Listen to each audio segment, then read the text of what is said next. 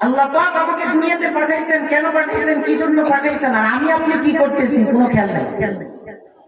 কথা কি ভুল বলতেছি না ঠিক বলতেছি? আওয়াজ দিয়ে। আল্লাহ রাসূল সাল্লাল্লাহু আলাইহি ওয়াসাল্লাম বলেন যে তোমাদের উপর যে ফরজ বিধান নামাজ, এই নামাজটা শুধু নামাজ না, এই নামাজের বিনিময়ে আল্লাহ পাক কিয়ামতের দিন তোমাদেরকে জান্নাত দান করবেন। পড়েন সুবহানাল্লাহ। আল্লাহ রাসূল সাল্লাল্লাহু আলাইহি ওয়াসাল্লাম হাদিসের মধ্যে ইরশাদ করেন, মিশকাত শরীফের হাদিস, মান ক্বারা সুবহানাল্লাহ, যেই ব্যক্তি পড়লো সুবহানাল্লাহ, তামলাউল মিজান, আল্লাহ পাক তার মিজানের পাল্লা নেকি দিয়ে ভরে দিবেন। শুধু সুবহানাল্লাহ ফজিলত। আল্লাহ পাক কি রাখেন নাই আমার আপনার জন্য? মানুষ ছিলে তো ছিলে, কি ছিলে? আমার মাহিনা, তুমি কি এক ফোঁটা নাপাক পানি ছিলে না? তোমাকে কি বানাইছি, কি চড়াইছি? মায়ের পেটের ভিতরে যখন ছিলে তো ছিলে, কি ছিলে? নাপাক পানি ছিলে। নাপাক পানি থেকে রক্ত, রক্ত থেকে হাড্ডি, হাড্ডির উপরে গোশত, গোশতের উপরে চামড়া। এরপর আমি আল্লাহ রূহ উদ্ধার করেছি। 9 মাস বা 10 মাস 10 দিন পরে তুমি তোমার মায়ের পৃষ্ঠদেশ থেকে তুমি দুনিয়ার আলো দেখেছো, দুনিয়াতে এসেছো। তোমাকে আমি আল্লাহ দুনিয়াতে এনেছি, তখন তুমি অচল ছিলে, এখন তোমাকে সচল বানিয়েছি। তারপরেও তুমি আমি আল্লাহকে ভুলে আছো? আল্লাহ ডাক দিয়ে বলেন, কিন্তু আমি আর আপনি তো দুনিয়াতে এত মগ্ন হয়েছি যে আল্লাহ যে আমাদেরকে বলেন আমাদের সেই দিকে কোনো খেয়াল নেই। যদি খেয়াল থাকতো, আমার ক্ষুদ্র জ্ঞান আমি যতটুকু বুঝি, যদি খেয়াল থাকতো, এত বড় একটা দামি মজমা কেউ ফাঁকা রাইখা রাস্তাঘাটে আর বাজারে ঘুরতে পারতো? ঠিক না বেঠি? আরে বলেন ঠিক না বেঠি? মানুষ রাস্তাঘাটে বাজারে, হুজুর আসুক, ওই হুজুর আসলে ওই হুজুর আসবে, ওই হুজুরের কথা শুনবো না। ভাই, সুরের পাগল হয় না, নূরের পাগল হয়। ওই কে কতটুক টান দিবে আর কার কতটুক সুর, কে কি বলবে সেটার আশায় থাকেন। আসেন, কার কোন কথায় আপনার হেদায়েত এসে যাবে এটা আল্লাহ পাক ভালো জানে। এই কারণে যে আয়াতটা পড়েছি, নামাজের প্রতি বিনয়ী হও। কিন্তু ভাঙ্গাচোরা কথাগুলো বলতেছি, আপনাদের কাছে কেমন লাগতেছে জানি না, খুব দরদ নিয়ে বলতেছি। আপনারা যদি বলেন আজকে আপনাদের এই গেটে বসে দেবো, আপনাদের পায়ে ধরে বলবেন নামাজ ছেড়ে, নামাজ ছেড়ে। আপনি নামাজ ছাড়বেন কেন? আপনার কি লস হইতেছে নামাজ পড়ে? আল্লাহ রাসূল সাল্লাল্লাহু আলাইহি ওয়াসাল্লাম বলেন, আউয়ালু মা ইউহাসাবু বিহিল আবদু ইয়াওমাল কিয়ামাতিস সালাত, কিয়ামতের দিন সর্বপ্রথম নামাজের হিসাব হবে। সর্বপ্রথম জিজ্ঞাসা করবেন আপনি কি বুড়া ছিলেন না জওয়ান ছিলেন, সুন্দর ছিলেন না কালো ছিলেন, বড়লোক ছিলেন না গরিব ছিলেন, এই কথা জিজ্ঞাসা করবেন। সর্বপ্রথম আপনার হিসাব হবে কিসের? সর্বপ্রথম নামাজের হিসাবে। আপনার আমার সন্তান নামাজ পড়ে না, আমার আপনার কোনো খেয়ালই নেই। আমার বাবা নামাজ পড়ে না, আমার দাদা নামাজ পড়ে না, আমার চাচা নামাজ পড়ে না, সেই দিকে আমাদের কোনো খেয়াল নেই। শুধু নিজে নামাজি হলে হবে না, নামাজকে কায়েম করতে হবে। কায়েম করার মানে কি? যে তুমি নিজে বাঁচো। ইয়া আইয়ুহাল্লাযীনা আমানু কু আনফুসাকুম ওয়া আহলিকুম নার, হে ঈমানদার, তুমি নিজে জাহান্নামের আগুন থেকে বাঁচো। আল্লাহ আগে বলতেছেন ঈমানদার তুমি নিজে জাহান্নামের আগুন থেকে বাঁচো, এরপরে তোমার আহাল যারা আছে, পরিবার যারা আছে, তাদেরকে তুমি জাহান্নাম থেকে বাঁচাও। আপনি নামাজ পড়েন, আপনি মনে করেন যে আমি নামাজ পড়লেই তো হয়েছে, হলো না। আপনার ফ্যামিলি নামাজ পড়ে না। আপনি ফজরের সময় যখন দরজা করে নাচতে আসতে করেন যাতে অন্য কারো ঘুমের ডিস্টার্ব না হয়, এরকম করে না? আছে না নাই? আমি ঢাকাতে অনেক দেখেছি, এরকম আছে। ভাই নামাজ পড়েন, বাবা নামাজ পড়েন। এক ওয়াক্ত নামাজের কি দাম আল্লাহ পাক বলেছেন জানেন? আল্লাহ রাসূল সাল্লাল্লাহু আলাইহি ওয়াসাল্লামকে যখন 50 ওয়াক্ত নামাজ দিয়েছিল, 50 ওয়াক্ত থেকে কমাইতে কমাইতে কমাইতে কমাইতে 5 ওয়াক্ত এসে ঠেকছে। আল্লাহ রাসূলের মনটা বড় খারাপ। আহারে আল্লাহ কত দামি নিয়ামত, 50 ওয়াক্ত নামাজ দিছে, আর আমার উপর তো মাত্র 5 ওয়াক্ত। মনটা যখন খারাপ, আল্লাহ পাক ডাক দিয়ে বলেন, হাবিব আপনার মন খারাপ করার কোনো কারণ নাই। বলে কেন? আপনার উম্মত পড়বে 5 ওয়াক্ত, আমি আল্লাহ সওয়াব দিব 50 ওয়াক্ত। হ্যাঁ, পড়বেন কত, সওয়াব পাবেন কত? সুবহান সুবহানাল্লাহ। নামাজ ভাই, নামাজই হন। আমাকে আপনাকে আল্লাহ কেন বানাইছেন? কোনো কারণ ছাড়া বানাইছেন? হ্যাঁ, ফেরেশতাদেরকে আল্লাহ জিজ্ঞাসা করেন, আমি মানুষ বানাইতে চাই একদল। ফেরেশতারা বলে কি দরকার?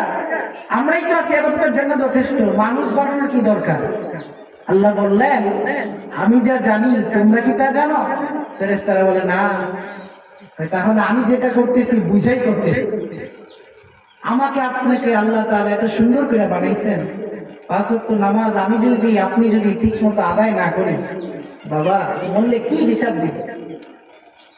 রাত ভর ওয়াজ হবে, রাত ভর শুনবেন, সারা দিন সারা রাত ওয়াজ শুনবেন, যদি নামাজ না পড়েন এই ওয়াজের কোনো দাম আছে? আরে কথা বলেন, এই ওয়াজের কোনো দাম আছে? কিন্তু আমাদের আকাবিরগণ কিভাবে নামাজ পড়ছে? রাসূলুল্লাহ সাল্লাল্লাহু আলাইহি ওয়াসাল্লাম যখন নামাজ পড়তেন এত লম্বা সিজদা করতেন, আয়েশা রাদিয়াল্লাহু তাআলা আনহা পায়ের ভিতর টোকা দিতেন বা টাচ করতেন, দেখতেন যে আল্লাহর রাসূল কি দুনিয়াতে আছে নাকি কিছু হয়ে গেছে। দেখতেন যে আল্লাহর রাসূল পা নাড়াইতেছে, তার মানে কি আল্লাহর রাসূল জীবিত আছে। আয়েশা হাত দেওয়ার কারণ কি? আল্লাহর রাসূল এত লম্বা সিজদা করতেন যে আয়েশা এত লম্বা সিজদা করছে, আল্লাহর রাসূলের কি কিছু হয়ে গেল কিনা? অথচ আল্লাহর রাসূল সিজদা করছেন দরদ নিয়ে, মায়া নিয়ে, ভালোবাসা নিয়ে, আল্লাহর কুদরতি কদমে সিজদা করছেন। আল্লাহর রাসূল পর্যন্ত না, আরেকটু নিচে নামেন, সাহাবায়ে কেরামের নামাজ কেমন ছিল? আজকে আপনাদের এই মাদ্রাসার মাঠে প্রোগ্রাম হচ্ছে, এই জায়গায় যদি একটা স্কুল থাকতো, স্কুলের সফলতা কতদিন? স্কুলের সফলতা কতদিন? এসএসসি, এইচএসসি, জেএসসি, এরপরে আপনি মাস্টার্স করবেন, মাস্টার্সের আগে অনার্স করবেন, এক পর্যায়ে গিয়ে আপনি বিসিএস লেভেল হবেন, বা একটা সফলতার চূড়ান্ত পর্যায়ে যাবেন, একটা পর্যায়ে আছে। কিন্তু আল্লাহ তাআলা বলতেছেন, ক্বাদ আফলাহাল মুমিনুনা আল্লাযীনা হুম ফী সালাতিহিম খাশিউন। এই সফলতা 60-70 বছরের সফলতা না, দুনিয়া ও আখিরাতে সফল হয়ে আল্লাহর জান্নাতে যাওয়ার সফল। হযরত খুবাইব রাদিয়াল্লাহু তাআলা আনহু উহুদ যুদ্ধের পরে কবিলায়ে বনি আজলের দিকে যখন যাচ্ছিল, খুবাইব রাদিয়াল্লাহু তাআলা আনহু কবিলায়ে বনি আজলের দিকে যাচ্ছিল দ্বীনি ইলম শেখানোর জন্য। আপনাদের যেমন মাদ্রাসা, এরকম মাদ্রাসার ছাত্র পড়ানোর জন্য, শেখানোর জন্য যাওয়ার সময় কাফেররা তাকে ধরে ফেলছে, কাফেররা ধরে ফেলছে। উবাই ইবনে কাব রাদিয়াল্লাহু তাআলা আনহুকে সহ 6 জনকে ধরছে। 6 জনকে ধরে 3 জনকে জায়গায় শহীদ করে ফেলছে, আর 3 জনকে নিয়ে আসতে আসতে একজনকে রাস্তায় মেরে ফেলছে। কাফেররা পিছন থেকে খুশি হইতেছে, একজন মুসলমানকে হত্যা করা হবে, তারা খুশি হইতেছে। কাফেররা তো বড় খুশি, একজন মুসলমান কইমা যাইব। খুবাইব রাদিয়াল্লাহু তাআলা আনহুকে যখন ধরে আনা হইল, ধরে আনার পরে খুবাইব রাদিয়াল্লাহু তাআলা আনহুকে জিজ্ঞাসা করা হলো, খুবাইব তোমার শেষ ইচ্ছাটা কি? খুবাইব বলল, আমার শেষ ইচ্ছা হইল আমাকে 2 রাকাত নামাজ পড়ার সুযোগ করে দাও। আল্লাহু আকবার, আমাকে 2 রাকাত নামাজ পড়ার সুযোগ করে দাও। খুবাইব রাদিয়াল্লাহু তাআলা আনহু যখন তাদেরকে এই কথা বলল, এই কথা বলার পরে কাফেররা তাকে পানি দিছে, পানি দেওয়ার পরে খুবাইব উঠে করে নামাজ দাঁড়িয়ে গেছে। নামাজের ভিতরে দাঁড়িয়ে দাঁড়িয়ে আল্লাহর কালাম করতেছে, আলহামদুলিল্লাহি রাব্বিল আলামিন আর রহমানির রহিম মালিক ইয়াউমিদ্দিন। চমৎকার সুরে আল্লাহ কোরআন পড়তেছে। খুবাইব রাদিয়াল্লাহু তাআলা আনহু নামাজ দেখা কাফেরদের ভিতরে একজন যুবক কাফের ছিল, সাঈদ ইবনে আমির আল-জুমাহি। সে খেয়াল করতেছে এত সুন্দর করে নামাজ, এটা তো নামাজ ছাড়া অন্য কিছু হইতে পারে না। নিশ্চিত আল্লাহ আছে, আল্লাহ না থাকলে এত সুন্দর করে নামাজ পড়া যায় না। আল্লাহ না থাকলে এত সুন্দর কইরা সিজদা করা যায় না। আল্লাহ না থাকলে এত সুন্দর কইরা কালামে কোরআন পড়া যায় না। নিশ্চিত আল্লাহ একজন আছে, নাইলে খুবাইব এত সুন্দর করে নামাজ পড়তো না। খুবাইব রাদিয়াল্লাহু তাআলা আনহু নামাজ শেষ করছেন। নামাজ শেষ করার পরে খুবাইবকে শহীদ করে ফেলা হয়েছে। সাঈদ ইবনে আমির আল জুমাহি বাসায় চলে গেছে।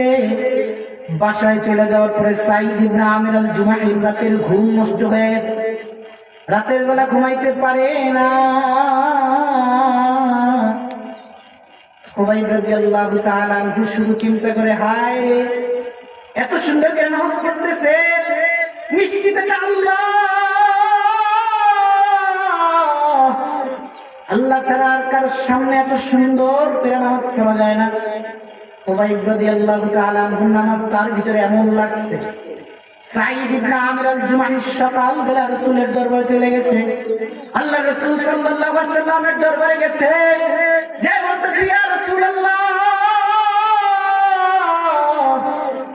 গতকালকে আমরা খুবাইবকে গ্রেফতার করেছিলাম। গ্রেফতার করার পরে খুবাইবকে যখন হত্যা করব, খুবাইব বলতেছে, আমার সর্বশেষ ইচ্ছা 2 রাকাত নামাজ পড়ব, আমাকে 2 রাকাত নামাজ পড়ার সুযোগ কইরা দাও, আমাকে 2 রাকাত নামাজ পড়ার সুযোগ করে দাও। সে 2 রাকাত নামাজ পড়ছে, তার নামাজ আমার এমন ভিতরে লাগছে নিশ্চিত আল্লাহ আছে, তার ভিতরে এমন ভয় ঢুকে গেছে। সে আল্লাহ রাসূলকে বলে, ইয়া রাসূলুল্লাহ, আমাকে তাড়াতাড়ি কালেমা পড়ায় মুসলমান বানায় দেন। একজন কাফের মুসলমানের নামাজ দেখে নামাজি হয়ে গেছে। সুবহানাল্লাহ। আমি আর আপনি নামাজ পড়ি না, আমার আপনার নামাজ দেখে তো মুসলমান থাকে না। নামাজে গিয়ে আমি আর আপনি দুষ্টামি করি। যুবক ভাইরা, কেউ কেউ তো নামাজে যায় তো যায়, একজন আরেকজনকে একটা থাপ্পড় দেয়, একজন আরেকজনের সাথে দুষ্টামি করে, গল্প করে, আড্ডা দেয় জুমার নামাজের টাইমে। হয় কি হয় না? হয় কি হয় না? আল্লাহ নামাজে কি সফলতা রেখেছে। এটা তো সাহাবীর কথা বললাম, সাহাবীর কথা বললাম। একজন তাবিঈর কথা শুনলে আপনার চোখ কপাল উঠে যাবে। আমাদের মাযহাব ইমামে আযম আবু হানিফা রাহমাতুল্লাহি আলাইহি, একদিন নামাজের টাইম হয়ে গেছে, তো হুজুরের একটু দেরি হয়ে গেছে। আরেকজন হুজুর নামাজ পড়াইতেছে, হুজুর ওযু টুযু কইরা দৌড়ায় মসজিদে আসছে। ইমামে আযম আবু হানিফা রাহমাতুল্লাহি আলাইহি দৌড়ায় মসজিদের ভিতরে আসছে। মসজিদের ভিতরে আইসা দেখে ইমাম সাহেব নামাজ পড়াইতেছে। ইমাম সাহেব নামাজের ভিতরে সূরা জিলজাল পড়তেছে। সূরা জিলজালের শেষের আয়াতটা, ফামান ইয়ামাল মিসকালা যাররাতিন খায়রান ইয়ারা ওয়া মান ইয়ামাল মিসকালা যাররাতিন শাররান ইয়ারা। এই আয়াতের তরজমা হলো, বাংলা হলো, এক যারা ভালো কাজ করলো মানুষের, এক যারা খারাপ কাজ করলো মানুষের। ইমাম আবু হানিফা রাহমাতুল্লাহ আলাইহির মাথার ভিতরে চিন্তা আসছে, হায় রে, আজকের রাতটা যদি আমার জীবনের শেষ রাত হয়, আর যদি আমি সারাটা রাত ঘুমাই, আল্লাহর কাছে আমি কি জবাব দিব? আল্লাহ যদি আমার জিজ্ঞাসা করে, ইমাম এত সুন্দর রাত দিলাম, রাতভর ঘুমায় কাটাইলা, আমি আল্লাহর কাছে কি জবাব দিব? এই টেনশনে ইমাম আবু হানিফা রাহমাতুল্লাহ আলাইহি নামাজ শেষ করছে। স্বাভাবিকভাবে সুন্নতের বিতর শেষ করার পরে ইমাম আবু হানিফা রাহমাতুল্লাহ আলাইহি আবার নামাজ দাঁড়ায় গেছে। নামাজ দাঁড়ায় আল্লাহর কোরআন পড়তেছে, মাওলার কোরআন পড়তেছে, মজা লাগতেছে। আলহামদুলিল্লাহি রাব্বিল আলামিন আর রহমানির রহিম মালিক ইয়াউমিদ্দিন। মালিকের কোরআন পড়তেছে, ইমাম আবু হানিফা রাহমাতুল্লাহ আলাইহি পড়তেছে। মুয়াজ্জিনের চিন্তা আসছে, হায় রে, মসজিদ লাগাবো, ইমাম সাহেব নামাজ পড়ে গেছে, ইমাম সাহেবকে নামাজে ডিস্টার্ব করা যাবে না। মসজিদটা এমনিই থাকুক, কোন রকমের দরজাটা চাপায়া মুয়াজ্জিন বাসায় চলে গেছে। বাসার থেকে যখন ফজরের ওয়াক্ত হইছে, আযান দিবে, মুয়াজ্জিন যখন মসজিদের ভিতরে আসছে, ফজরের আযান দেওয়ার জন্য মুয়াজ্জিন প্রস্তুতি গ্রহণ করছে। আয়েশা দেখে ইমাম এখনো নামাজ দাঁড়ায় কোরআন পড়তেছে। আল্লাহু আকবার, জোরে করে বলেন, জোরে করে বলেন আল্লাহু আকবার। এখনো কোরআন পড়তেছে ইমাম, এখনো আল্লাহ কোরআন পড়তেছে। ইমানের জবানে পড়তেছে কুল আউযু বিরাব্বিল ফালাক মিন শাররি মা খালাক। কালামে কোরআনের 113 নম্বর সূরা সূরা ফালাক চলতেছে। মুয়াজ্জিন বলে আমি তাকায় দেখলাম ইমাম নামাজ পড়তে পড়তে পড়তে পড়তে মাত্র 2 রাকাত নামাজের মধ্যে টোটাল কোরআন শরীফ পড়ছে। আমাদের মাযহাবের ইমাম অন্য কোন লোকের কথা বলি না। নোমান বিন সাবিত ইমামে আযম আবু হানিফা রাহমাতুল্লাহি আলাইহি সারা রাত দাঁড়াইয়া মাত্র 2 রাকাত নামাজে আমার মাওলা পুরা কোরআন পড়ে ফেলছে। মাত্র 2 রাকাত নামাজের ভিতরে টোটাল কোরআন শরীফ পড়ে ফেলছে। আমার আপনার ধৈর্য কেমন? যদি সেই ইমাম সাহেব একটা বড় সূরা ধরে, হায় রে হুজুর কি আর কিছু পাইলো না, লম্বা একটা সূরা ধরছে, আমার আপনার মেজাজ এরকম হয়ে যায়। ভুল বলতেছি? আমাদের মেজাজ এমন হয়ে যায়। জামানের এমন বুজুর্গ ছিল 2 রাকাত নামাজে কোরআন পড়ছে, আবার এমন বুজুর্গ ছিল সাবিত বুনানি রাহমাতুল্লাহি আলাইহি, উনি আল্লাহর কাছে দোয়া করতেছে, আল্লাহ দুনিয়াতে নামাজ পড়ে আমার তৃষ্ণা মিটে না,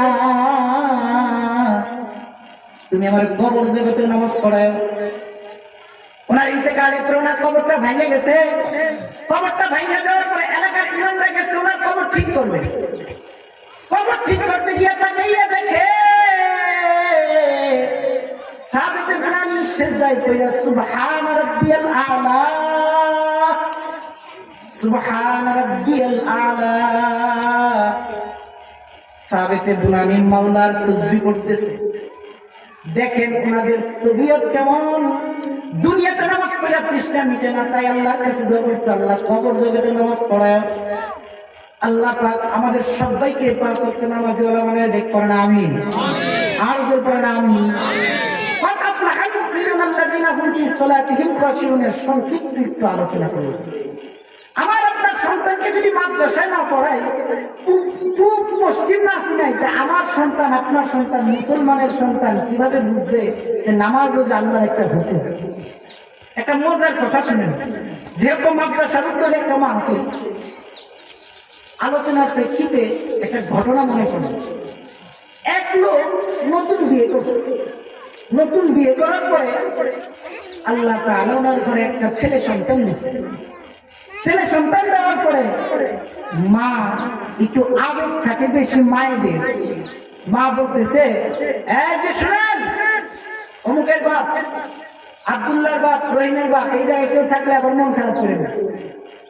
বলতেছে শুনেন, সন্তান তো আল্লাহ দিছে, সন্তান যেহেতু দিছে সন্তানটারে মাদ্রাসায় পড়ানো। নিয়ত করছে কি? মাদ্রাসায় পড়ানো। একটু কথা বলেন, কি কি নিয়ত করছে? মাদ্রাসায় পড়ানো। আপনাদের এলাকায় যেমন মাদ্রাসা, ওই মহিলাও নিয়ত করছে মাদ্রাসায় পড়ানো। মাদ্রাসায় পড়াইবো নিয়ত করছে। বলছে আচ্ছা ঠিক আছে, মাদ্রাসায় পড়ানোর দরকার নাই। মাদ্রাসায় পড়াইলে দেখেন না কিছু কিছু লোক হুজুরদেরকে খোঁচা দিয়ে বলে, হুজুর তোর ভাত নাই। কথা বলে না, হুজুরদের ভাত নাই। তো স্ত্রী বলতেছে, যত যাই বলেন আমার সন্তানকে আমি মাদ্রাসায় পড়াইবো, যদি সন্তান মাদ্রাসায় না পড়াইতে দেন আপনার সংসার আমি করব। মহিলা মানুষ দেখা দিয়ে বসছে। স্বামী বাধ্য হয়ে বলে ঠিক আছে, ঠিক আছে, সন্তান মাদ্রাসায় পড়াবো।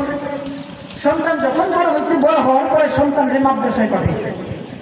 মাদ্রাসায় পাঠানোর পরে সন্তানটা হাফেজ হয়েছে, আলেম হয়েছে। হাফেজ হইলে তো মাথায় একটা পাগড়ি বেঁচে দেয়, আলেম হইলে একটা পাগড়ি বেঁচে দেয়। এটা একটা সম্মান, একজন হাফেজের সম্মান, একজন আলেমের সম্মান। এটা তো দুনিয়ার একটা সম্মান নিয়ে। কিন্তু আল্লাহ পাক এই হাফেজ আলেমকে তো পরের কথা, হাফেজ আলেমের মা কি আর বাবাকে কিয়ামতের দিন নূরের মুকুট পরাই দিবে। সুবহানাল্লাহ কইতে পারবে? জোরে কোন সুবহানাল্লাহ। সুবহানাল্লাহ সব তো শুনাইছি। একবার সুবহানাল্লাহ বললে আল্লাহ মিজানের কল্যাণে কি দেবে? সুবহান। সন্তানকে পাগড়ি বেচাই দিছে। পাগড়ি বেচাই দেওয়ার পরে এখন মা বলতেছে, যান সন্তানটারে স্টেশন থেকে রিসিভ করে নিয়ে আসে। এখনকার তো আমরা প্রাইভেট কার বিভিন্ন লাইনে যাতায়াত করি, তখনকার তো অনেক আগের কথা, তখন তো ট্রেনের যুগ ছিল, অনেক পুরানো যুগের কথা। মা যখন বলছে যান সন্তানকে নিয়ে আসেন, বাবাই গেছে সন্তান নিয়ে আসতে। সন্তান নিয়ে আসতে যাওয়ার পরে দেখে মাদ্রাসা থেকে আসছে তো সিট, বেডিং, গান, পুটলা বাটি কত কিছু তো থাকে। আমরা হুজুর গোসা একটু পোটলা গেছি না, হুজুর কত কিছু থাকে, বই খাতা, খাতা বালিশ, কত কিছু। তো সন্তান যখন এগুলা নিছে, বাপের দেখে যতই সন্তান একটু খোঁজা দিয়ে খুঁজুর করে দেখতে না পারে, নিজের সন্তান তো একটা মায়া আছে না, তো বলতেছে দেও বাবা দুইটা পোটলা আমার দাও, আর দুইটা তুমি নাও। সন্তান দুইটা নিছে, বাপে দুইটা নিছে। কথাটা খুব খেয়াল করে শুনবেন, হয়তো মজা, কিন্তু এখানে শিক্ষার অনেক কিছু আছে। সন্তানের কাছ থেকে দুইটা নিছে বাপে, আর দুইটা নিছে সন্তানের। সন্তান আগে আগে হাঁটে, জোয়ান মানুষ তো, জোয়ান মানুষের লোক বুড়া মানুষ পারে নাকি? আবার বুড়ারা রাগ করে না, কিন্তু জোয়ান মানুষের লোক কিন্তু বুড়া মানুষ পারে না। তো বুড়া বাপ তো একটু বয়স্ক মানুষ, মুরব্বী বসেন কষ্ট করে বলতেছে, সন্তান আগে আসতেছে, বাপে পিছিয়ে পড়ে গেছে, বুড়া মানুষ তো পিছিয়ে পড়ে গেছে। তো সন্তান কখন করে কয়, আবার পিছের দিক তাকাইছে, তাকায় দেখে বাপে নেই, তাকায় দেখে কি বাপে নাই, বাপে প্রস্রাব করতে বসছে। প্রস্রাব করতে যে বসছে, এখানে মাদ্রাসা পড়াবে আছে, এই মাদ্রাসা পড়াবেন তুমি, হাত তুলি, হ্যাঁ হাত নামো, যে আমার ছোট ভাইয়ের মতো। তোমরা বলো, ক্যাবলার দিকে মুখ করিয়া, ক্যাবলার দিকে পিঠ করিয়া প্রস্রাব করা যাইব? হ্যাঁ এই কথা কও, প্রস্রাব করা যাইব?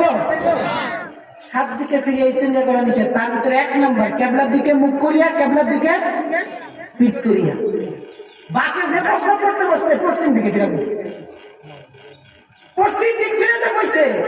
বুড়া মানুষ তো, শীতের দিন না, মুখে জলে বেশি, প্রস্রাব যে স্টার্ট দিছে, স্টার্ট দিতে সুবহানাল্লাহ প্রত্যেকটা আপা উঠে লেগে ফিরে মতন দিত।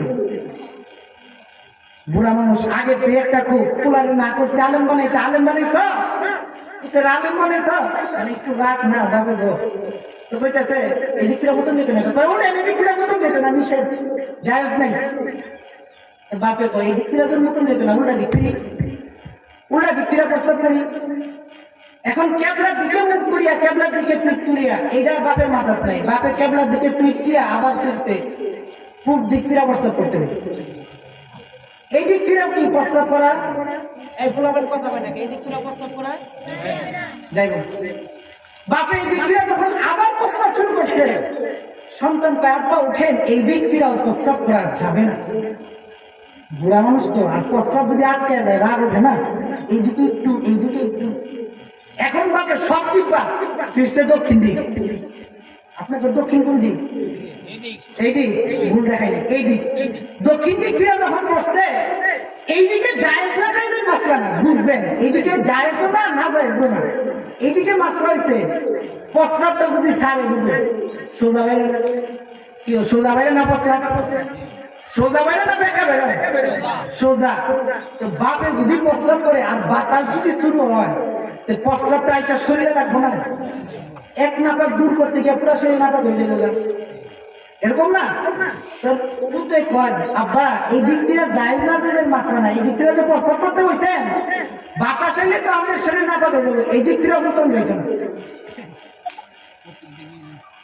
কি কয় এই দিক ফিরা মতন যেত। আচ্ছা ওলাই যে 3টা দিক না করছে, বুঝে গেছে না, না বুঝে গেছে? বুঝে গেছে না, না বুঝে গেছে? বুঝে গেছে। এখন পুরা মানুষ তো এইদিকে একটু, এইদিকে একটু, এইদিকে একটু প্রস্রাব করতে করতে, বুড়া মানুষের থলি তার কদ্দুর প্রস্রাব থাকে, বুঝেন নাই? বুড়া মানুষের কদ্দুর প্রস্রাব থাকে, প্রস্রাবের শেষ এই কথা কয় না, যা কেউ যাবে দূর প্রস্রাব করতাম না, কি কয় প্রস্রাব করতাম না।